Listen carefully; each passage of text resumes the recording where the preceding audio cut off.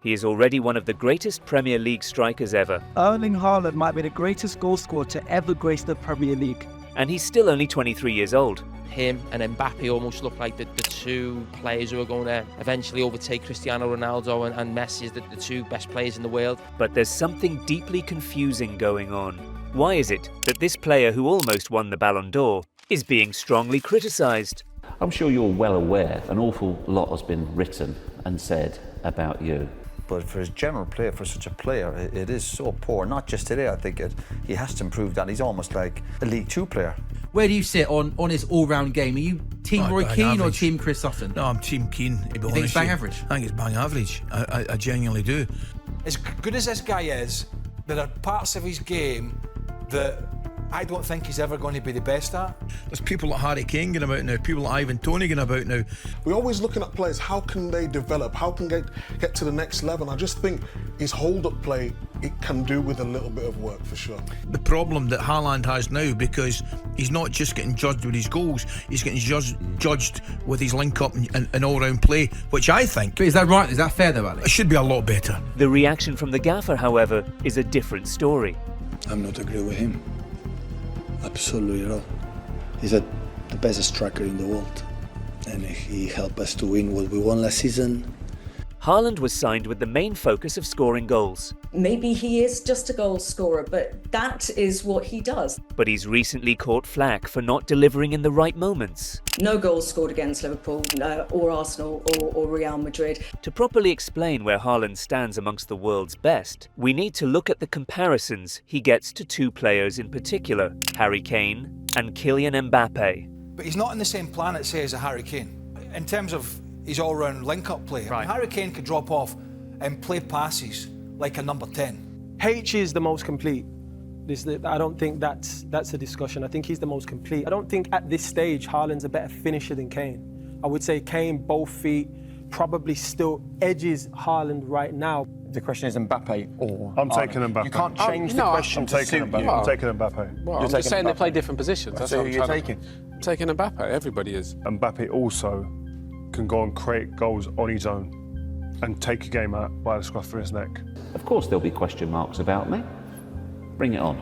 Yeah, of course, that's how it is, life as a footballer. You know, you have to always live with this. In the end, you're a kind of entertainer on the pitch. You get judged every single week what you do on the pitch, and you have to perform, you have to deliver. Haaland, however, is fully aware of his flaws.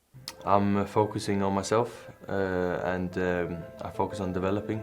I have to develop, I have to keep developing, I have to get better on a lot of things, and that's what's also I like a lot about football. You can always develop, you can always get better in the game. What do you need to be better at? Everything, man, everything. I can get better on everything. If you think I'm good at one thing, you can always get better at it. I think I can improve on everything. Yeah, everything. I can become faster, so I can improve that. I can become stronger, so I can improve that. So you can be quite critical of yourself, do you think? It's hard because I demand a lot from myself, and also I know my teammates demand a lot from me, so sometimes it's not the easiest thing, but I think that's a good thing about being strong mental. But Haaland's mentality didn't come from nowhere. So I was small and I was fast, but not the fastest. I was not the tallest as well, so I had to be clever than the others that was faster and stronger than me. Suddenly I became faster and stronger than everyone, and then it was a good mix between smartness and power. Haaland grew up watching his father play in the Premier League. He was born in Leeds. He's the son of the former Leeds and Manchester City player, Alf-Inge Haaland. I think the mentality and the kind of hard working, I think this is something I have from him. This set him up well for an astonishing youth career, because in the Under-20 World Cup, he scored 9 goals in one game. Meet 19-year-old Erling Braut Haaland, the man being billed as the next Zlatan Ibrahimovic. Speed, strength, control, clinical in front of goal. Suddenly, he's linked to one of the biggest clubs in the world. I tell the club straight away, buy him. Just sign him now, because he's got a release clause. We knew that. We knew, and no one else then would have paid that money. What kind of money would it have been? 20 million euros. But is that what Erling wanted? Now, he was a target for Manchester United in the January transfer window, but one of the hottest strikers in European football is heading to Germany. Erling Haaland is joining Borussia Dortmund for £17 million. Technically, there's a really good chance that Haaland should have signed for Manchester United 2.5 years ago. I just felt that me and Dortmund was a good match. I'm a guy who works hard, who loves scoring goals and loves to play football, really. And I also want people to see what kind of player I am, not to talk too much, you know. Haaland stayed true to his word and did his talking on the pitch. 86 goals in 3 seasons. Haaland cemented himself as one of the most lethal strikers in the world. But Haaland was simply not satisfied there. And Manchester City will be strengthened next season by the addition of Erling Haaland. After all the speculation, City confirmed the 21-year-old Norwegian striker will join them. A good sign for the future, come for many, many years, hopefully. It's nice when your father's been playing here. In the end, it was about my feeling and the club in front of me in the whole city. The year before, they scored 100 goals. So for me as a striker to come into City scoring goals, I knew I would do it. I feel a bit home here, I think. Also, I think I can develop and get the best out of my game in City. Some, however, had their doubts. Do you think, is it a surefire winner?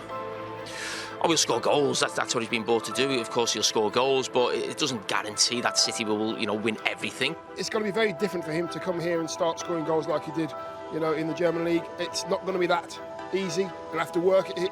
He'll have to get better. He'll have to be coached. What's Liverpool's take on this signing? It makes Man City stronger, of course it does. But, I don't think he's going to completely elevate City to a different level. They're already at that level. Another expensive striker arriving in England was Darwin Núñez, as he looked to help Liverpool reclaim the #1 spot. I've got a feeling he could end up being that world-class striker in a year or two.